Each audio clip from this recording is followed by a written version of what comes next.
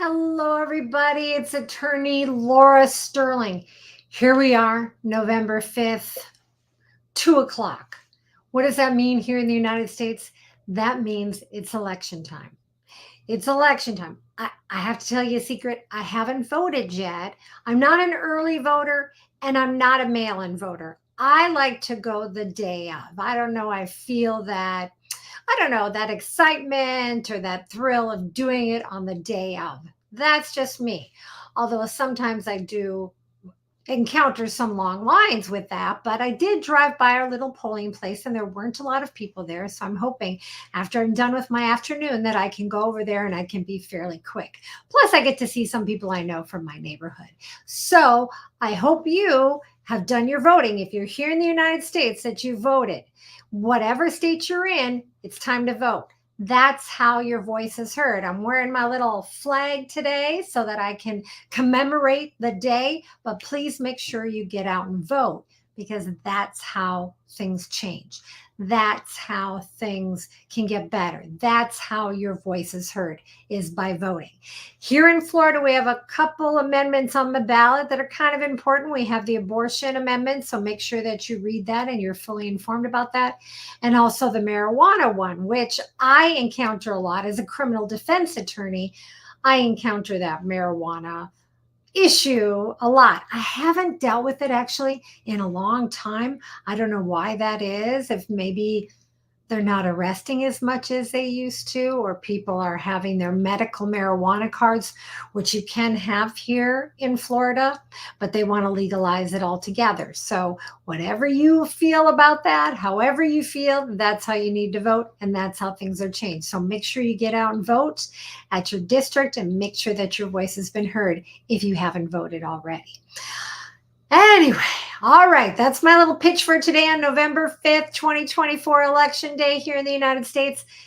And really, I have a feeling that I'm not going to wake up in the morning and still know who our president is, but hopefully within the next few days, we'll know. But again, make sure you vote. What I'm going to talk about, and I did my little video. I hope you liked my video. I did it at Wolf Bark. It's so cute. It's here in Orlando. It's a high-end doggy treat place. It is wonderful. My dogs just woof down those treats. I want to make sure that I put a little plug in for them because the nice girl that was working there let me come in and do my video there. So I could see her watching me from behind. She's like, what is that lady doing? I explained to her, I'm talking about theft. I'm going to be in your place and I'm going to be talking about theft. But don't worry, I'm not going to take anything. I'm going to pay for whatever I take out of this place if you could just let me do the video. She's like, okay. But anyway, what I am talking about this month is theft. I'm going to talk about, for November and December, I usually talk about criminal cases because it's the holidays, shopping, parties, celebrations. Tend to sometimes forget things and maybe get into a little bit of trouble. But that's what I'm here for. I'm here to help you with that. So this month, we're going to talk about theft. And why am I talking about theft? Well, we all know November, Black Friday, people are shopping. We have Cyber Monday, which is fabulous because you can just sit from your couch or your bed and shop whatever you want. But a lot of people, since COVID, like to go out to the stores.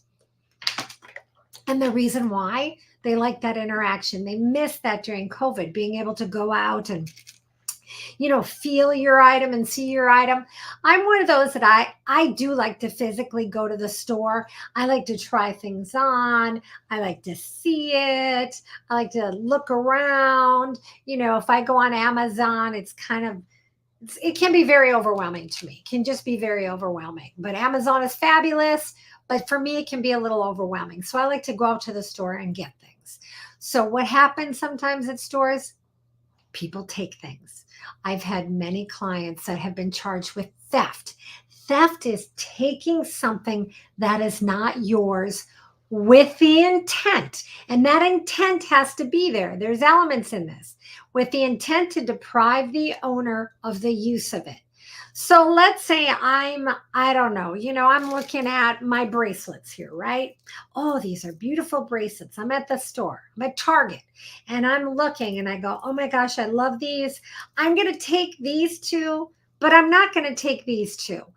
Okay, so I put these two in my little cart and I go to put these two away and I brush over my cart and I accidentally, one of them falls in my cart and I go up and I check out maybe the self checkouts. Those can be pretty tricky as well.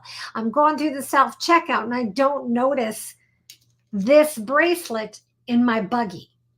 And I go out, and you know what happens when you go out, beep, beep, beep, beep, beep, and they come rushing and they say, you have this bracelet.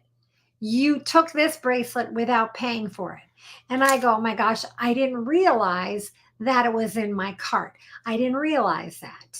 It was by mistake. Now, as you know, these stores, let's just say Target, they have cameras everywhere, right? They can see. They can see potentially what the intent was and what not the intent was. And so, oh my gosh, I did, I was going to buy these. I didn't even see that thing drop into my buggy. I didn't see it. You could potentially argue the lack of intent there. Now, what they're looking for intent, at least in the state of Florida, and what I have down here is I have the Florida statute number, so you can look at exactly what the definition of theft is. What they like to do lately with these self-serve or self-help checkouts, I really find those tricky. I really do, because I've watched many, many, many videos of my clients that have gone through the self-checkout. And it can be tricky. Sometimes you think it beeped, you're not looking, it didn't beep, you put it back in the buggy, and then you're going out and they get you for theft because you're knowingly obtaining something with the intent to deprive the owner of the use. But did you know? Did you not know? Is there an argument there against your knowing? Is there an argument against intent?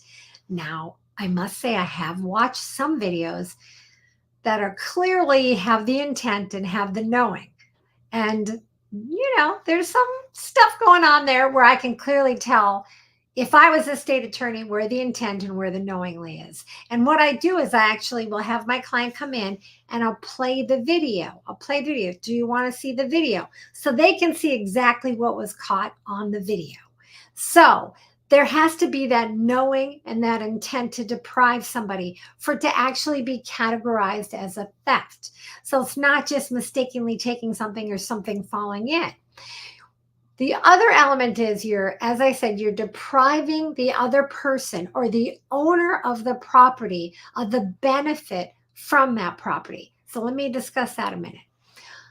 I had a client that, I don't know if they still do this or not. I had a client that had renting furniture. What was it? Aaron's Rent to Own, I think it was. I don't know if they're still around or not. Anyway, when you rent furniture, you sign off for however long and however many payments you're going to make till you own it, right?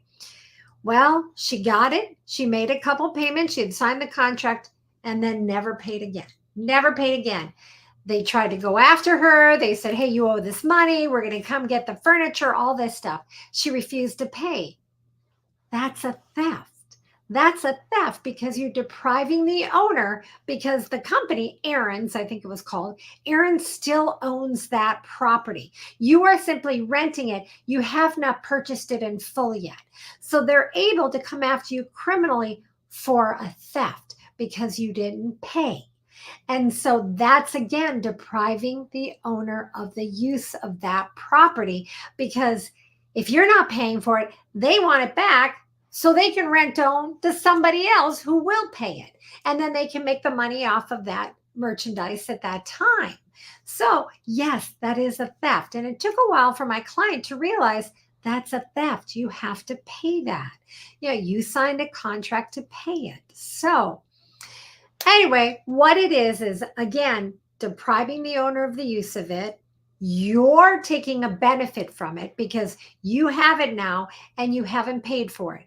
You haven't properly obtained that item, that bracelet, or that furniture because you haven't paid for it and you've appropriated it to yourself for your own use, depriving the owner of it. Now, next live, oh, look at Melissa. I almost missed your question there. Melissa, what you're saying, your question is, are there different types of theft?